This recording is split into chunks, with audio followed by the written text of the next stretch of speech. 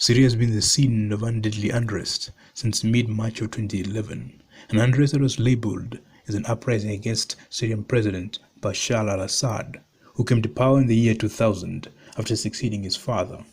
This uprising, just like the one in Libya that started on February 15th of the same year, was started by criminal elements and non-citizens of the respective countries so as to justify military intervention through a humanitarian cause of protecting civilians established through a no-fly zone.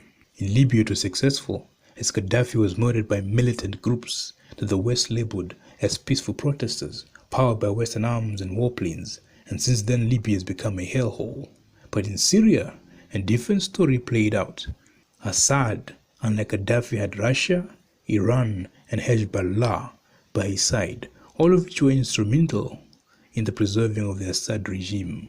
Russia vetoed a UN resolution for a no-fly zone in Syria, a resolution that was a nail in the grave of Gaddafi's regime, while Iran provided military intelligence to combat the Syrian rebels, something Gaddafi lacked, as during the Libyan war, it was Gaddafi against the combined might of all the NATO countries, and Hezbollah provided the ground troops in addition to Syrian army soldiers and volunteers. Now Hezbollah is a Lebanese resistance group that was created to push Israel out of occupied southern Lebanon. Hezbollah is an indirect creation of Israel that would never have existed if Israel had never invaded and occupied Lebanon. Hezbollah is often, if not always, referred to and labeled as a terrorist group. But if so, what does that make Israel for creating them? In the uprising against Assad, a rebel group known as the Free Syrian Army rose up. This quickly changed into al-Nusra, then finally to ISIS.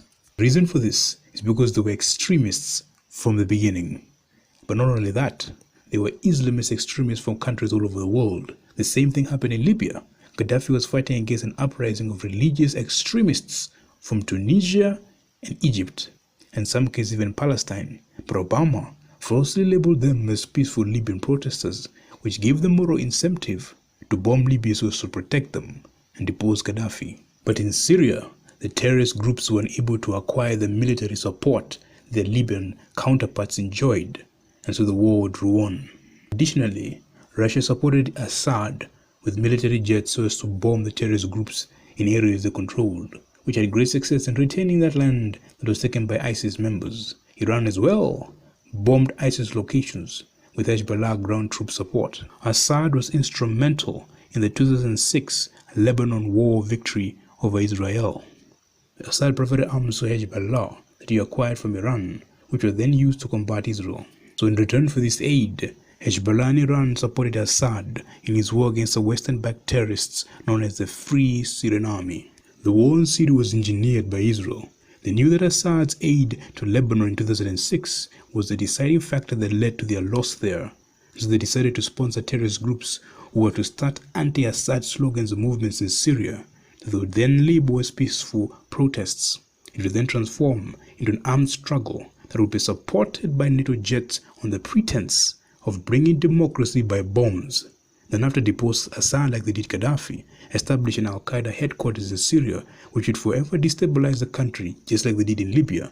Then after Hezbollah would be cut off from Iran, meaning southern Lebanon would be there for the taking. The collapse of Assad would lead to the invasion and occupation of Lebanon, and then the military takeover of Israel's arch-enemy, Iran. And that is why Iran has invested so much into the preservation of the Assad regime. Russia, on the other hand, is a close ally with the Assad leadership, and they are aware that the removal of Assad will lead to the entire destabilization of the Middle East, 10 times worse than that of Saddam Hussein. And so because of this, they too have invested heavily into the preservation of Syria, all of which is why the Israeli conspiracy against Assad has failed, as Assad is still present to this day with majority support within his own country. Lebanon is still free from Israeli occupation, and Iran still has arms and military intelligence ops in Syria and Lebanon.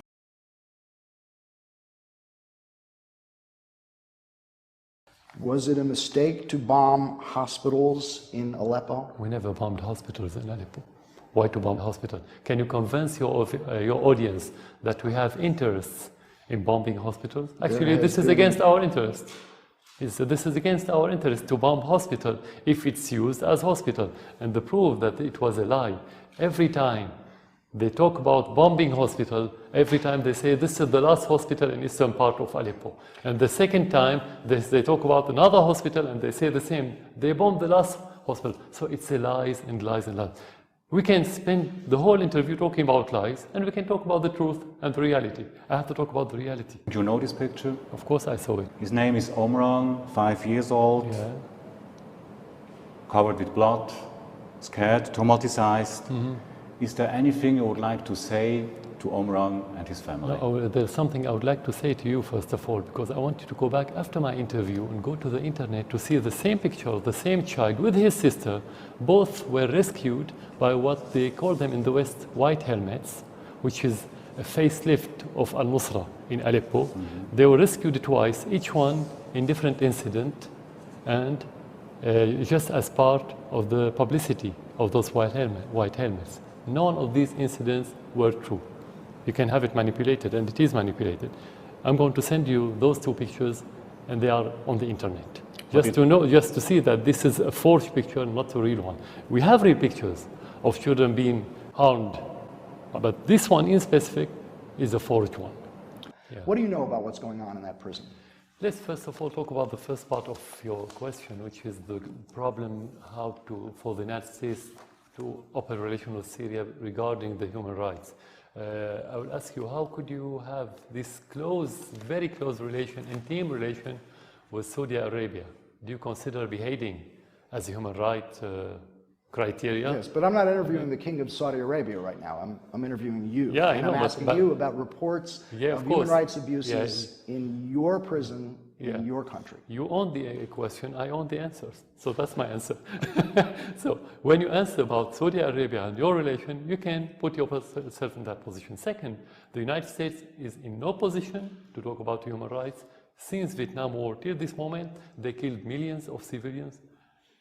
If you don't want to talk about 1.5 million in Iraq without any assignment by the Security Council. So the United States is in no position to say, I don't open a relation because of human rights, and they have to use one standard. This is first. The second part now. Yes. Now I can move to the right. That report, like many other reports published by Amnesty International, put into question the credibility of Amnesty International, and we never look at it as unbiased. It's always biased and politicized, and it's shame for such organization to publish a report without a shred of evidence. They said it's based on interviews. Interviews. What about the document? What about the concrete evidence? You can tell us that there no torture in the prison of Sednaya, as Amnesty said? Yeah, the question is torture for what? I mean, if you want to say that we are committing torture, for what? What do I get? Why? Just for sadism? We are sadists? What is it for? Russia is on your side. What does it mean for you? No, it's not on my side. It's on the international law side. It's on the other side, which is opposite to the terrorist sides. This is the position of Russia, because they wanted to make sure that the international law prevails, not the Western agenda in toppling every government that doesn't fit with their agendas. They wanted to make sure that the terrorism doesn't prevail in that area that would affect negatively the Russians themselves, Russia itself as a country, and Europe and the rest of the world. That's what it means for Russia to stand beside the legitimate Syrian government and the Syrian people. Is it true or not? No, it's not true. Definitely not true. How do you know? Do you know what goes on in that prison? Have you been there? No, I haven't been. I've been in the presidential palace, not in the prison.